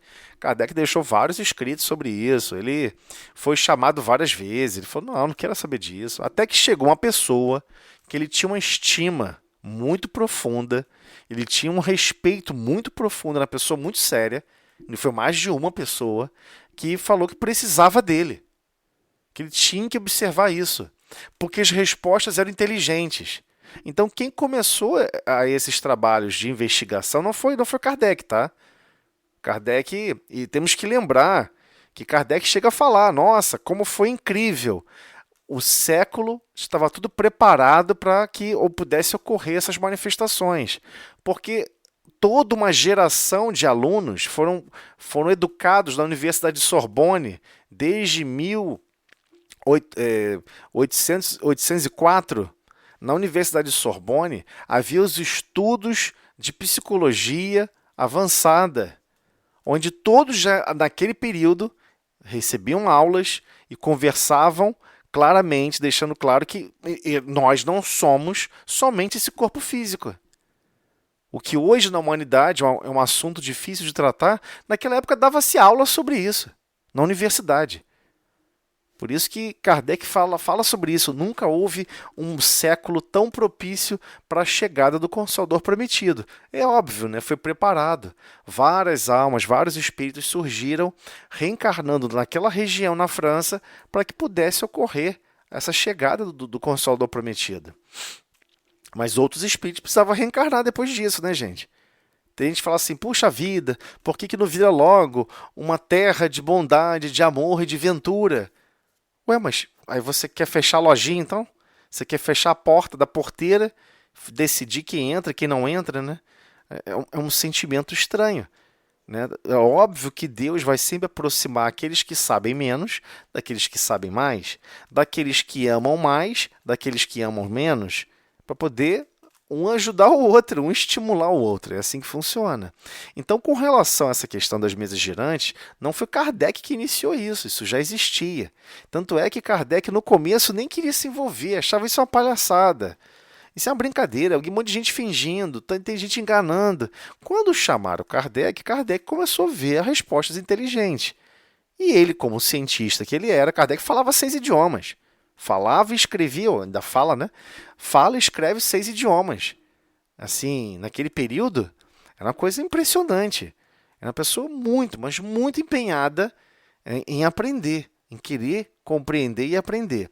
Então, quando Kardec começa, né? O senhor Hippolyte Léon Denisard Rivail, começa com o senhor Rivail, ele começa a se empenhar em conhecer esse fenômeno. Foi porque foi estimulado por pessoas extremamente sérias. Senão ele nunca iria. Né? Porque ele sabia que era praticado em vários lugares, como brincadeira, sabe? A pessoa está desocupada, era praticado em bares, em reuniões de vários lugares. E esse fenômeno das mesas girantes não aconteceu só na França, tá? Você vai ver relatos na Rússia, na Índia. É só você procurar, você vai achar os relatos, como nós já estudamos aqui no Livro dos Médiuns, citações de diversos outros fenômenos mediúnicos que se processavam e se propagavam em tudo quanto é lugar. E depois, quando Kardec começou a publicar a revista espírita, esses comentários e essas respostas, essas cartas começaram a chegar. Né? Não tinha internet, né? Tudo era escrita manualmente ou digitando por máquina, né? Então, só para deixar isso claro, a mesa ficava numa espécie de gangorra, uma coisa em falso. Eu sei que aqui não dá para ver, mas tem um objeto aqui em falso, né, que deixa a mesa numa condição instável e que quando ela vira para um lado, ela bate. Né? Ela fica numa condição falsa e instável. Né? Você já deve ter brincado disso quando era criança. Né, de segurar e tal. Aí, por exemplo, se duas pessoas seguram em cima de uma coisa que vai responder sim ou não. Alguém já brincou disso aí, não? Quando era criança? Gente, vocês tiveram infância, né? Não? Nunca brincaram disso, poxa, não é possível. Na minha época, da minha infância, foi uma febre. Na década de 90 foi uma perturbação generalizada. Isso era em sala de aula, era nas escolas, era em tudo quanto é lugar. Né, que acontecia. Então, eu brinquei com um copo e com a tesoura. Isso. Aí botava as letrinhas em volta assim, né? Sim. Que é essa aqui, ó.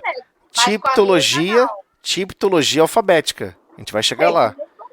Essa é chamada tipologia alfabética, né? Que ocorre aquele fenômeno de ir montando as letrinhas, né? Não sei se vocês, né, viram isso. Eu lembro que isso me marcou muito, né? Esse fenômeno me marcou profundamente. Eu vou falar aqui uma coisa que aconteceu na minha vida pessoal, né, comigo. E eu estava na escola e todo mundo da sala de aula começou a brincar com isso. Né? Brincar. Inclusive tinha uma pessoa da turma que ela psicografava, cara. Sentava assim, escrevia, psicografava mecanicamente. Ela era destra e ao mesmo tempo estava copiando coisas do quadro, ela estava psicografando uma mensagem com o braço esquerdo. Então é inegável você falar que é um fenômeno de mediúnico, né? E depois aconteceu outras coisas graves com ela, enfim, eu não quero tocar nesse assunto, que é um assunto muito pesado, né? E a coisa desgringolou, né? Ficou uma coisa doida na sala de aula, todo mundo brincando com isso. O professor entrava, na época o professor era diferente de hoje em dia, né? Ele entrava, olha, todo mundo brincando. Gente, isso aí, matéria dada. Escrevia qual era o assunto e ia embora. Gente, matéria dada, ia embora. Eu falei, meu Deus do céu, eu vou reprovar, cara, o que eu vou fazer? Tô ferrado, cara, mas meu pai vai me destruir, eu não vou ter onde morar.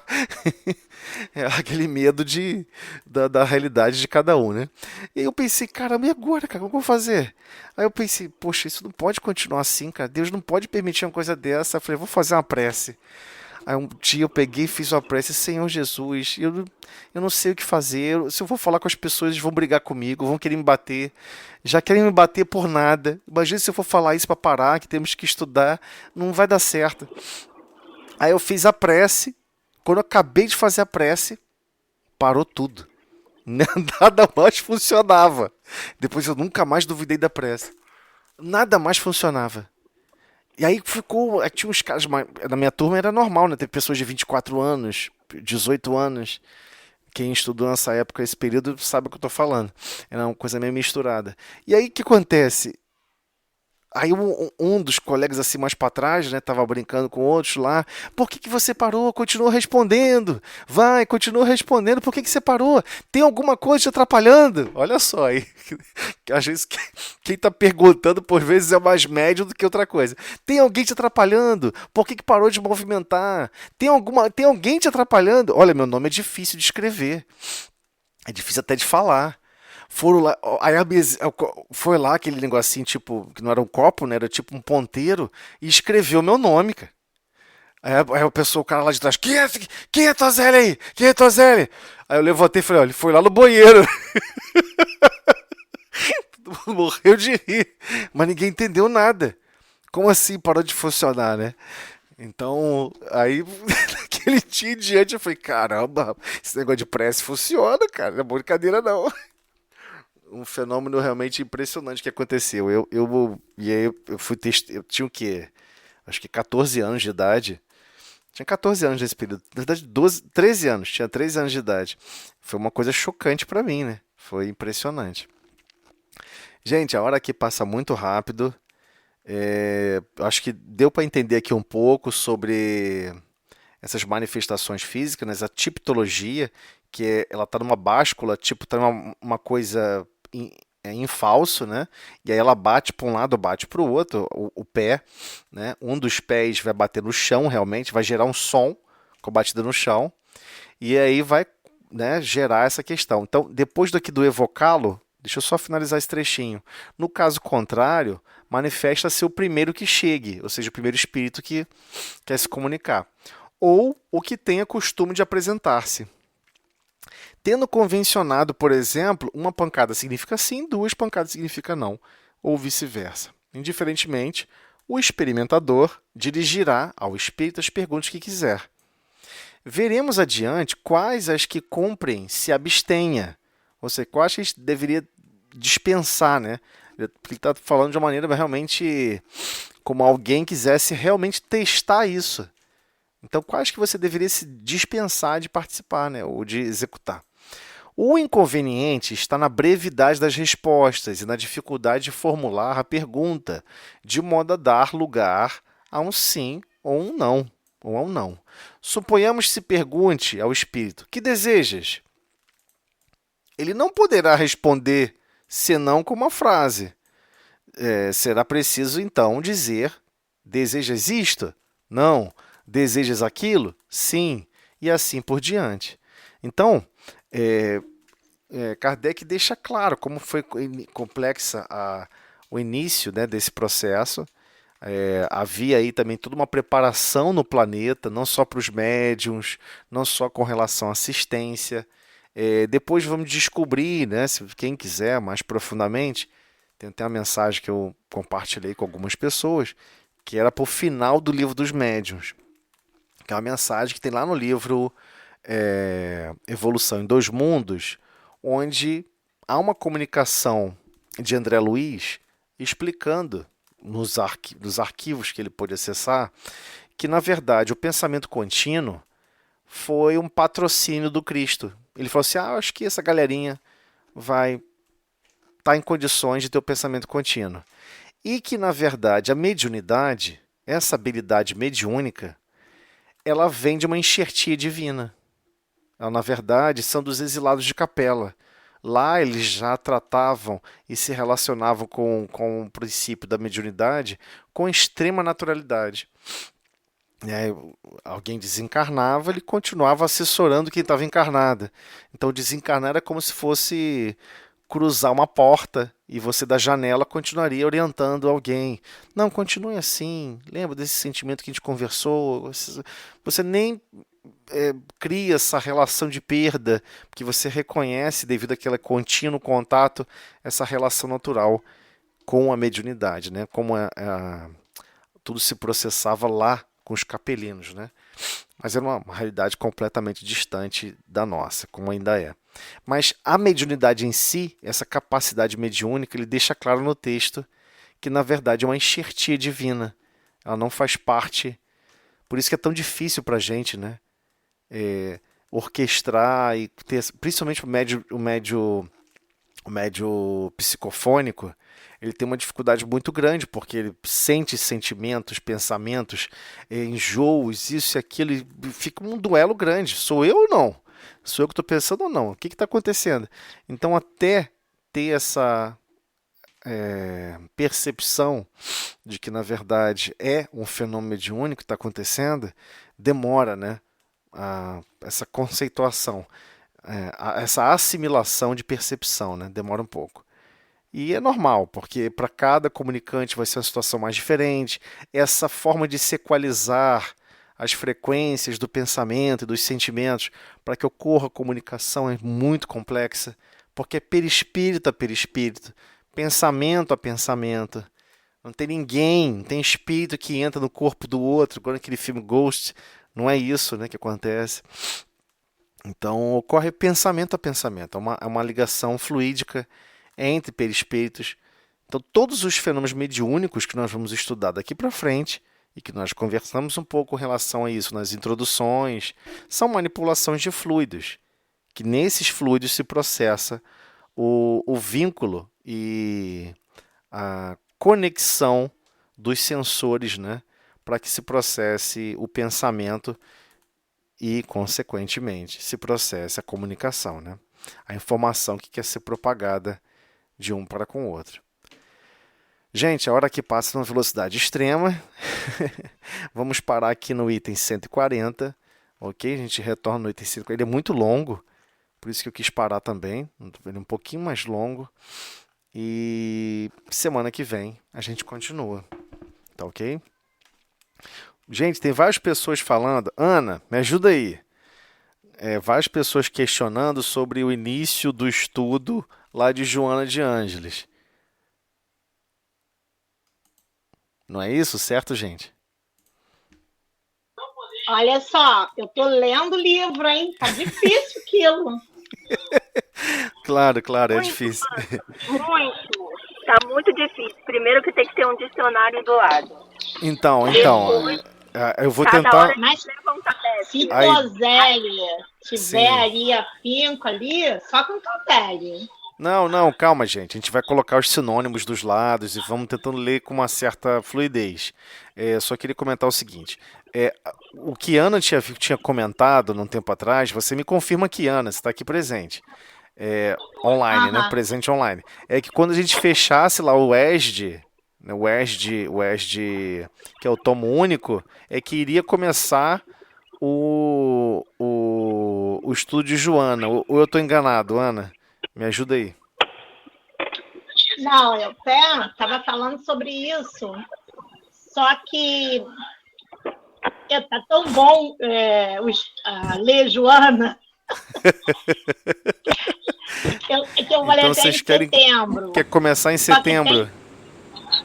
a gente podia começar em setembro, mas assim, vai ser passo bem pequenininho, que eu já tô lendo, gente, Então, assim, eu tenho a é seguinte, difícil. eu tenho a seguinte sugestão. Eu tenho um carinho muito profundo por todas essas páginas que no passado as pessoas chamavam de páginas iniciais, né? Então vocês sabem que, por exemplo, se colocar uma página inicial que ela está falando profundamente sobre sentimentos, aspectos profundos que Emmanuel está tratando, a gente vai levar uma vida aqui para comentar, né? Porque eu acho que a gente tem que fazer justiça com as injustiças que ocorreram com essas páginas iniciais durante décadas. Durante décadas elas foram tratadas com total superficialidade, devido às necessidades de comentar uma página inicial numa reunião pública em 15 minutos.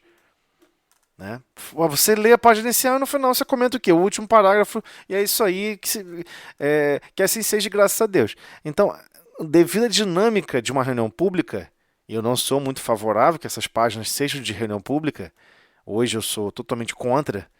Se eu pudesse, eu tirava, não deixava essas páginas, criava um estudo sobre os versículos a partir de cada tomo, né, que a gente chama de hoje de página de abertura. Eu sou contra, não colocaria como página de abertura. Então eu estou sugerindo a vocês nós colocarmos aquele livro Parnaso de Além Túmulo. A gente lê uma poesia, né, com uma música ambientada, faz os comentários bem simples e a gente inicia o estudo. Aí dá para fazer em 15 minutos, entendeu? Uhum. E aí a gente fica com 1 hora e 15 com o estudo de Joana. Porque senão não tem como. Senão não tem como. Porque é importante que todos comentem, falem o que perceberam. Ah, eu não percebi assim, eu não sabia isso, não sabia aquilo. E aí as pessoas vão conversando um pouco mais, né, sobre o que a gente vai avançando no livro de Joana. Se vocês concordarem com esse modelo, a gente segue assim, ok? Eu adorei. Podemos fazer assim, concordo. gente? A Carolina estava Podemos. até com a mão levantada. Pode falar, Carolina. Eu ia confirmar o livro que vocês escolheram é o livro O Ser O Ser Consciente. O Consciente, Ser né? Consciente. Eu particularmente acho que esse livro é realmente um livro extremamente profundo e complexo, assim. Eu li outros livros dela também, e acho que de todos que eu li até agora, é o que eu considero, assim, de longe mais difícil. Então, realmente é um livro que cada parágrafo ali dá margem para, sei lá, um dia inteiro de reflexão, né? Porque Não, sim, mas a gente quer fazer algo até um pouco mais sofisticado. A gente quer também tentar, em cada avançar de cada trecho, conectar com o Livro dos Espíritos, conectar com Kardec, né? Fazer esse link com o Livro dos Espíritos, né? Ela está bem conectada. Não, ela com certeza ela é. Essa ideia. Sim. E a gente tem que pensar em assim, não ficar divagando sobre a linha psicológica, e sim, né, espírita, porque psicológica a gente quase não tem, né, um conhecimento profundo. Não, então, mas isso que eu tentei Focar explicar. do jeito que você falou, focar Sim. nessa questão, né, Isso que espírita. eu tentei explicar quando eu falei assim, olha, talvez não seja a pessoa adequada para isso, porque às vezes as pessoas estão numa busca como se fosse uma extensão do treinamento de psicologia aqui na Terra, né? De exercer a profissão psicólogo, ok? Não é isso, tá? Não vai ser esse o enfoque. É realmente avançar, reconhecer os pensamentos ali de Joana, respeitando lá, né, todos os pensamentos, como ela respeita profundamente todas as contribuições de inúmeros psicólogos que se doaram aqui na Terra, cita inúmeros deles, né, são com certeza almas que se doaram a essa atividade, mas compreendendo que o nosso enfoque aqui é destacar a filosofia espírita cristã, né, junto com a visão psicológica de Joana. E ele é um livro divisor de águas. Eu acho, dentro da obra de Joana, né, um divisor de águas do ponto de vista de muitos conceitos que ela cita em vários outros livros e que ela explica brevemente. Nesse ela trabalha em mais detalhes, entendeu? Só que ela vai explicar coisas que nem sequer a psicologia da Terra compreende ainda. Né? Por exemplo, o que é intelecto e o que é inteligência. Se você for no dicionário, são sinônimos. Se você for na psicologia hoje da Terra, ele vai entender que um é patrimônio que você gerou e o outro é um patrimônio que é o dínamo do processo. E ele vai mostrar que não. Ela fala justamente o oposto. Né? Ela dá uma visão um pouco mais profunda sobre isso. Né? Pode falar, Vanessa.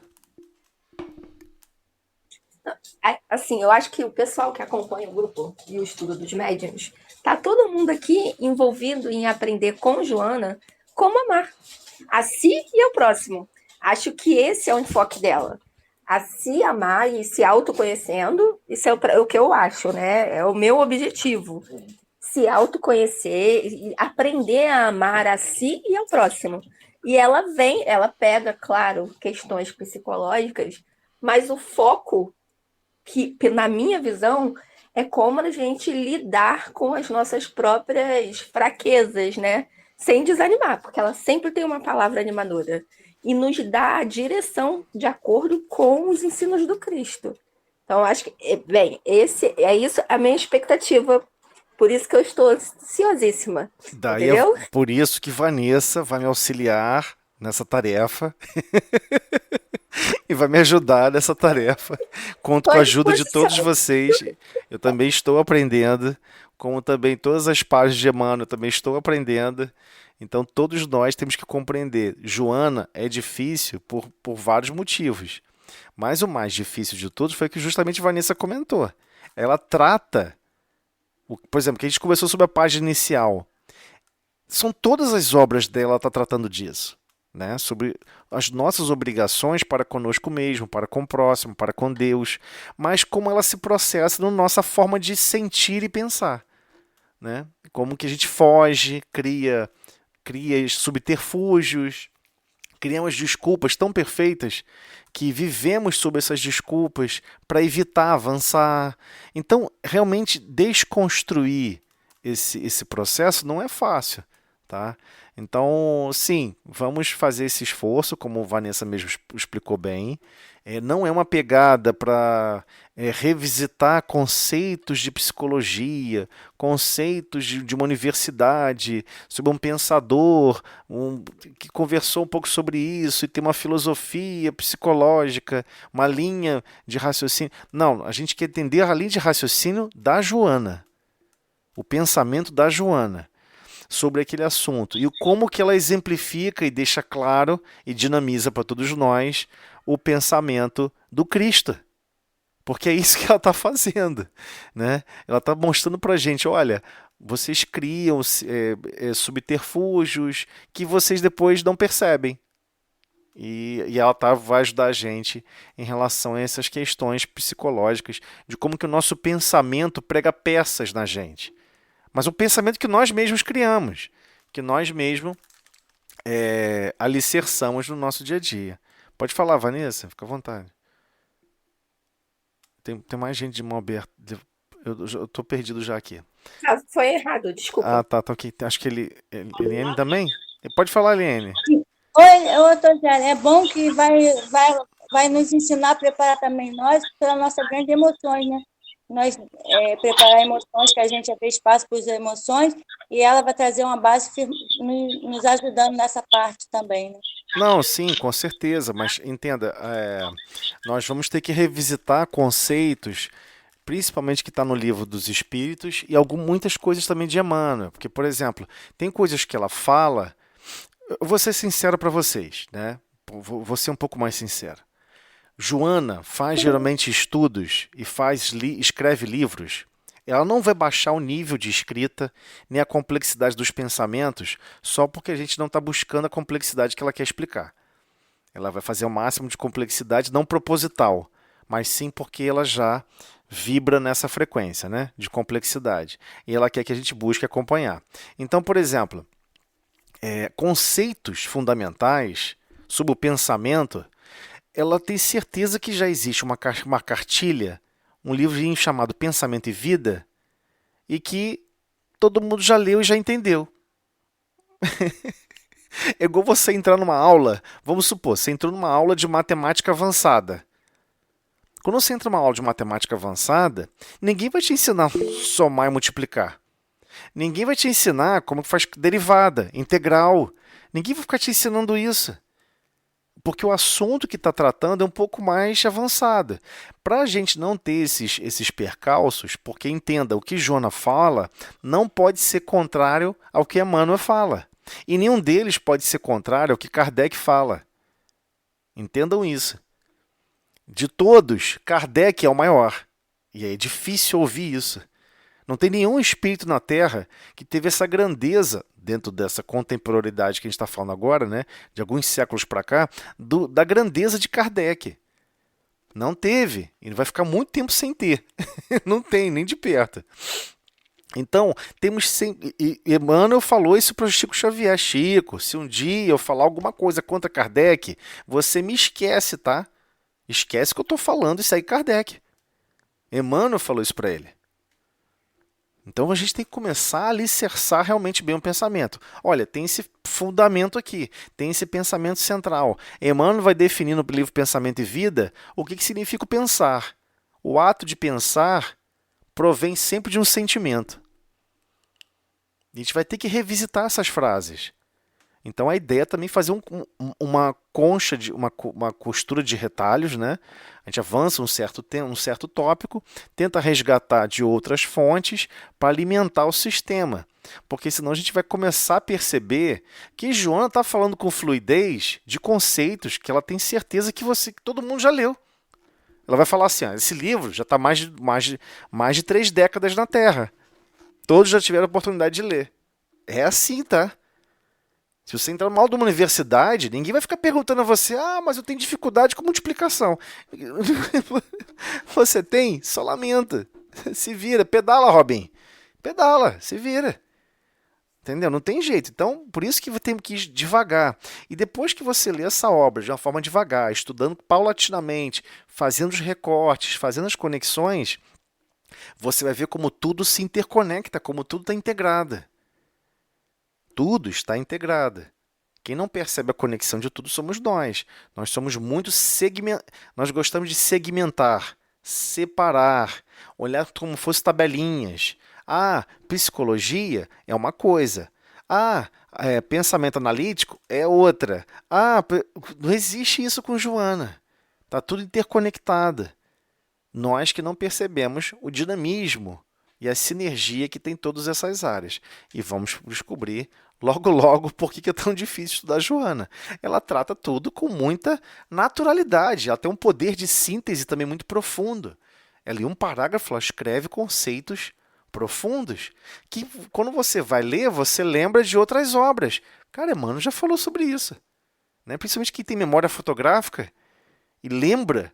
Né? Você consegue até sentir o cheiro da sala quando você leu aquela página naquela hora, naquele minuto, daquele dia. Aí você lembra e fala, Emmanuel já falou sobre isso? Não foi exatamente com essas palavras, mas ele também falou sobre isso. Aí você vai revisitar Emmanuel e você diz, caramba, esses dois estão tomando café da tarde juntos, não é possível. Mas é porque tudo está centralizado no Cristo, né? Tudo está em volta do Cristo. Toda essa experiência que a gente está falando aqui de o Filho do Homem, né, está relacionado com o Cristo e assim prossegue. Pode falar, Vanessa. Não, só para complementar, né, Sim. que assim, pelo que eu tenho ouvido, que eu tenho lido, a gente não vai, para ficar ciente, eu já estou ciente disso, que a gente não vai compreender tudo. Não vai. Porque Joana é muito profunda, é muito evoluída para nós ainda. Então, certas coisas que a gente vai ler não vai chegar à profundidade que ela está indo. Então, tem coisas que a gente nessa vida ainda não vai, nessa encarnação ainda não vai compreender. Né? Eu já estou ciente disso. E como então, acontece? Assim, E como acontece nessas páginas iniciais. Exatamente. Tem páginas iniciais que nós lemos há 2 décadas, há 3 décadas, tá? Não é nada novo. E a gente já percebendo que, pô, Emmanuel, eu não sabia que Emmanuel tinha falado isso. Eu não sabia. E aí você resgata e você toma um susto. Né? Então depende realmente do nível de concentração que você está, o nível de empenho e o momento que você está. Né? Eu acho que a Vanessa ia falar um pouco sobre isso. O momento que cada um está. Às vezes cada um está no momento em que está mais sensível a certas informações. Como vai ser a receptividade de cada um é diferente, né, Vanessa? Isso aí. E mais uma coisa, Tosélia, que eu queria pedir, assim, como uma sugestão, se for possível, porque você falou que ela fala em vários livros, conceitos que ela já vai dar, que a gente já tem que ter ciência. Então, eu sou muito nova na doutrina, então ainda falta muita coisa para ler. Acho que nessa encarnação nem vou conseguir. Então, se você puder dar algumas sugestões de livros que a gente possa ler, ou no meio do caminho a gente vai tentando ler também esses livros, eu acho que seria uma boa opção. Não, Para a gente ter um pouco mais de base. Sim, mas a ideia é justamente essa. Por exemplo, quando ela estiver falando, por exemplo, de certos aspectos, né, ela fala de assuntos, ela dá exemplos de formação da consciência que é muito estranho, que é difícil para a gente compreender, mas ela cita nesse livro e explica em detalhes, enquanto que em outros livros ela só citou. Ela só comenta rápido e avança rápido. A gente vai tentar fazer esse recorte. Hoje em dia a gente consegue rastrear mais facilmente essas palavras e essas expressões nos livros. Tá ok? A ideia é essa. E com relação a essa citação transversal à obra, tá?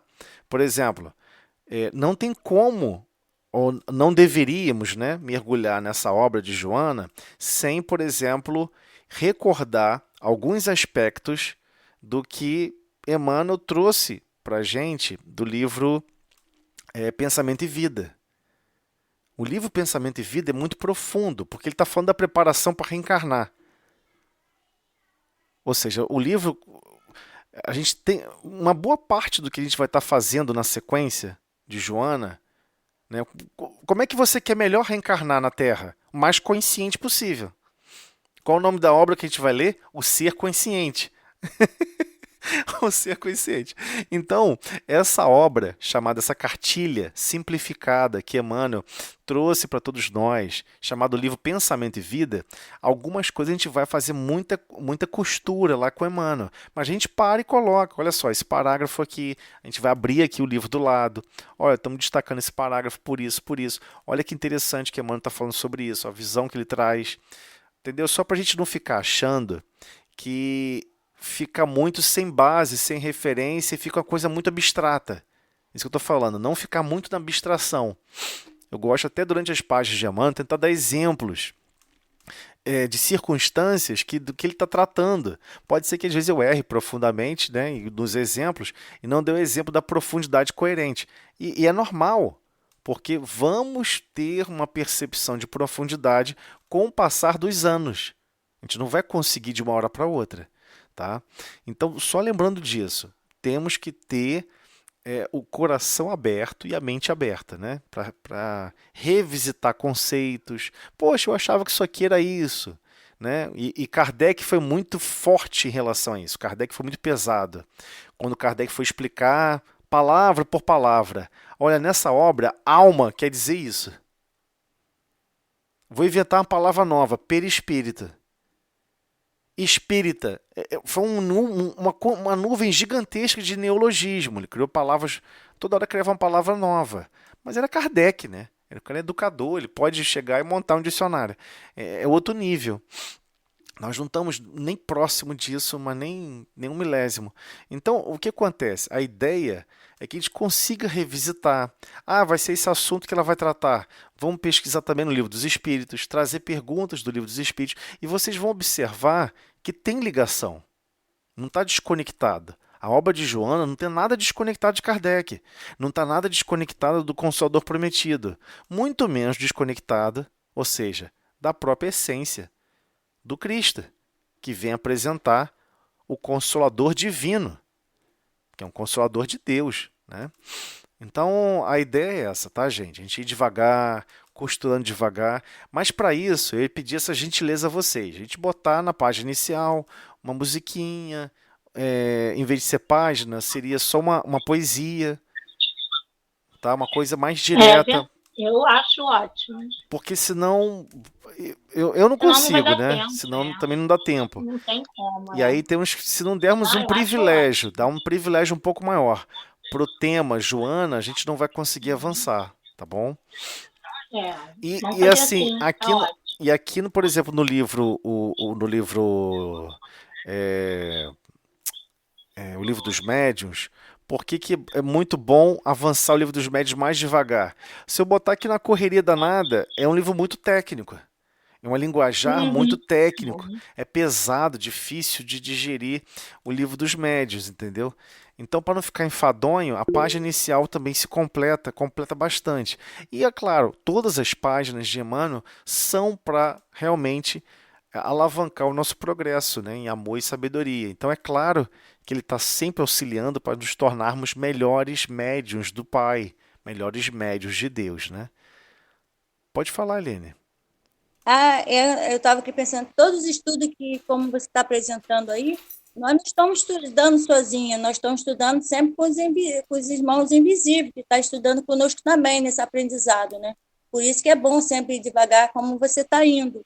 Porque eles também estão muitos começando fora do corpo físico, perto de nós, que sempre acompanham, começando agora também. Então, devagar é bom para eles entenderem melhor, porque a língua é difícil.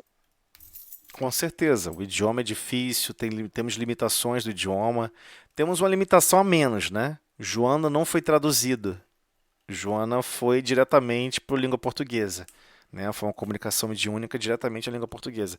Não veio do francês para cá, né? É porque poucas pessoas estão consultando as obras de Kardec em francês. As frases que a gente acha esquisita, vai lá, lê em francês. Corre atrás do prejuízo. Você vai descobrir que o tradutor, lógico que ele traduziu com os sentimentos e o pensamento dele, né? Ele não se formou, se catedrou em conhecimentos profundos de Kardec para depois traduzir. É impossível, né? Então, temos que perceber esses detalhes que são complexos, né? Não é nenhuma crítica a nenhum tradutor, tá? mas temos que entender que há uma limitação profunda. Como também a própria tradução da Bíblia.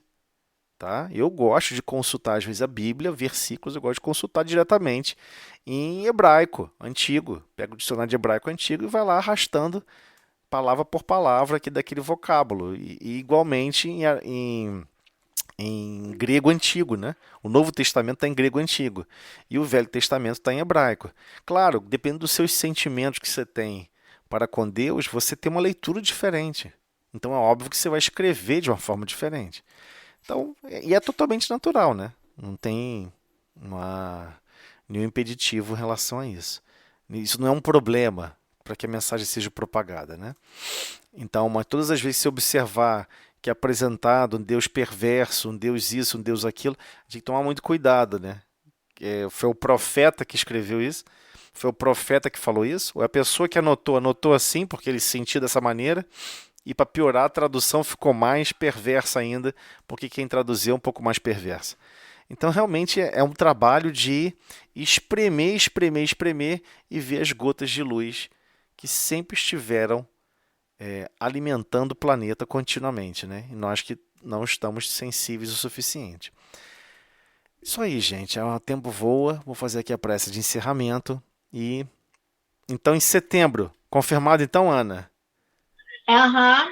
Vamos Então, marcar, vamos deixar para o dia 15 de setembro? Não, 15 não, 14? O você que que sabe. você acha? Pode ser. 14 de Eu pensei que você setembro. fosse falar dia 7, mas 7 é feriado, né? Não é nem por feriado, porque a gente tem que ler. Faz a prece rapidinho aí agora. Não dá tempo de fazer a prece tão rápido. Eu vou abrir a próxima sala, a gente faz a prece na próxima, desculpa. Então a gente faz assim, dia 14 de setembro, tá bom? Vou dar uma pausa aqui e a gente retoma para fazer a prece. Só um minutinho.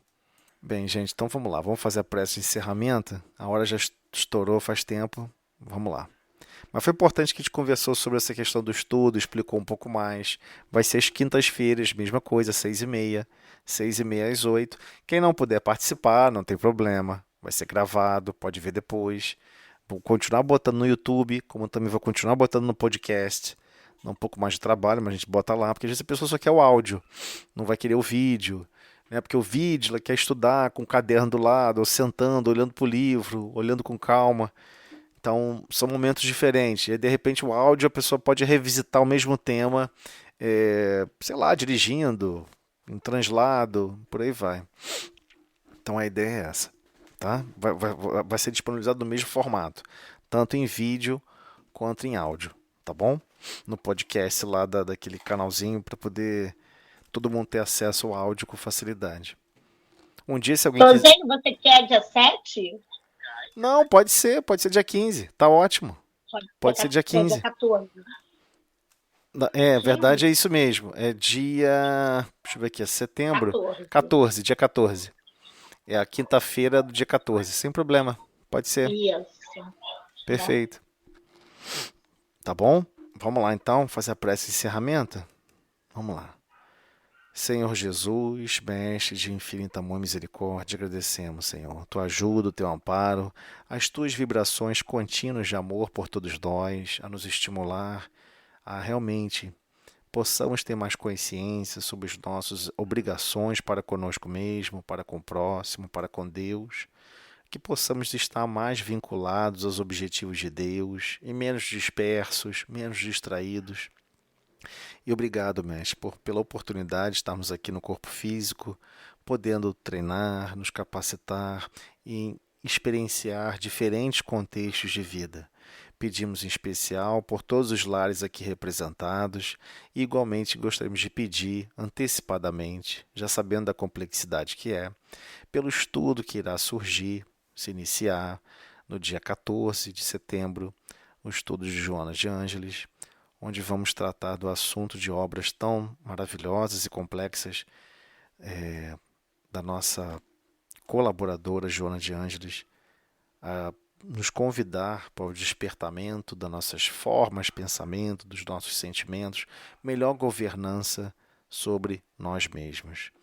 Muito obrigado, Mestre, por todos os recursos que nos são o tempo todo oferecidos e que possamos ter mais boa vontade, mais coragem para nos desafiarmos a trilhar a lei de progresso que o Pai estrutura para os nossos destinos hoje e sempre. Muito obrigado por tudo, que assim seja e graças a Deus.